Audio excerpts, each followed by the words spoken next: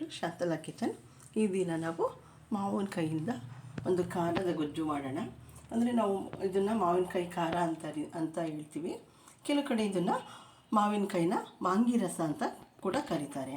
ಅಂದರೆ ಈಗ ಮಾಡುವಂಥ ಗೊಜ್ಜಿನಲ್ಲಿ ಉಪ್ಪು, ಹುಳಿ, ಖಾರ, ಸಿಹಿ ಎಲ್ಲ ಇರುತ್ತೆ. ಅದರಿಂದ ಇದನ್ನು ನಾವು ಮಾವಿನಕಾಯಿನ ಖಾರ ಅಂತ ಕರಿತೀವಿ.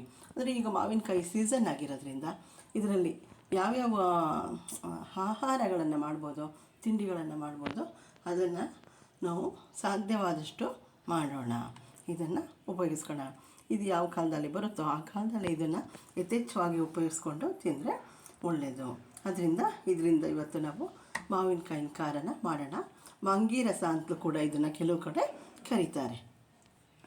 ಈಗ ಮೊದಲನೇದಾಗಿ ಇದನ್ನು ಸ್ವಲ್ಪ ಇದನ್ನು ಮೇಲ್ಗಡೆ ಸಿಪ್ಪೆನ ಹೊರ್ಕೊಳ್ಳೋಣ.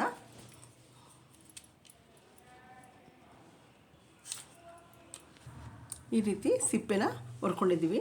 ಈಗ ಇದು ಸಣ್ಣ ಸಣ್ಣ ಸ್ಲೈಸ್ ಆಗಿ ಕಟ್ ಮಾಡ್ಕೊಳ್ಳೋಣ.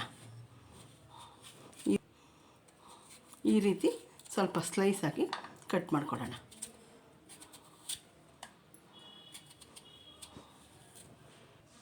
ನೋಡಿ, ಮಾವಿನಕಾಯಿನ ಈ ರೀತಿ ಸ್ಲೈಸ್ ಆಗಿ ಕಟ್ ಮಾಡ್ಕೊಂಡಿದ್ದೆ. ಈಗ ಇದನ್ನು ಒಂದು ಪಾತ್ರೆಗೆ ಹಾಕೋಣ.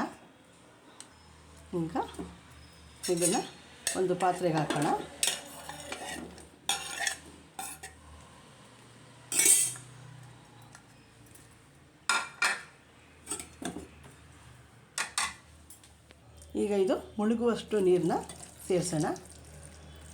ಮಾವಿನಕಾಯಿ ನೀರಿನಲ್ಲಿ ಬೇಯಬೇಕು. ನೋಡಿ, ಮಾವಿನಕಾಯಿನ ಒಲೆ ಮೇಲೆ ಇಟ್ಟಿದ್ದೀನಿ, ನೀರು ಹಾಕಿದ್ದೀನಿ, ಅದು ಮುಳುಗುವಷ್ಟು ನೀರು ಹಾಕಿದ್ದೀನಿ. ಈಗ ನೀರಿನಲ್ಲಿ ಮಾವಿನಕಾಯಿ ಸ್ವಲ್ಪ ಬೇಯಬೇಕು. ಒಂದು 5 ನಿಮಿಷ ಬೇಯಲಿ ಇದು. ನೋಡಿ, ಇದು ಬೇಯ್ತಾ ಇದೆ. ಇದಕ್ಕೆ ಸ್ವಲ್ಪ ರುಚಿಗೆ ತಕ್ಕಷ್ಟು ಉಪ್ಪನ್ನ ಸೇರಿಸೋಣ. ನೋಡಿ, ಉಪ್ಪು ಹಾಕಿದ್ದೀನಿ. ಈಗ ಅದಕ್ಕೆ ನಾನು ಒಂದು 3 ಸ್ಪೂನಷ್ಟು ಬೆಲ್ಲನ ಹಾಕ್ತಾಯಿದ್ದೀನಿ. ಪುಡಿ ಬೆಲ್ಲನೇ ಹಾಕೋಣ. ಈಗ ಇದನ್ನು ಕೂಡ ಮಿಕ್ಸ್ ಮಾಡೋಣ. ಇದು ಮಾವಿನಕಾಯಿ ಇದು ಹೆಚ್ಚಿಗೆ ಹುಳಿ ಇಲ್ಲ, ಅದಕ್ಕೆ ನಾನು ಸ್ವಲ್ಪ ಬೆಲ್ಲನ ಕಡಿಮೆ ಹಾಕ್ತಾಯಿದ್ದೀನಿ. ಈಗ ಉಪ್ಪು ಬೆಲ್ಲ ಹಾಕಿದೆ. ಈಗ ಅದಕ್ಕೆ ಸ್ವಲ್ಪ ಅಚ್ಚ ಖಾರದ ಪುಡಿನ ಹಾಕೋಣ.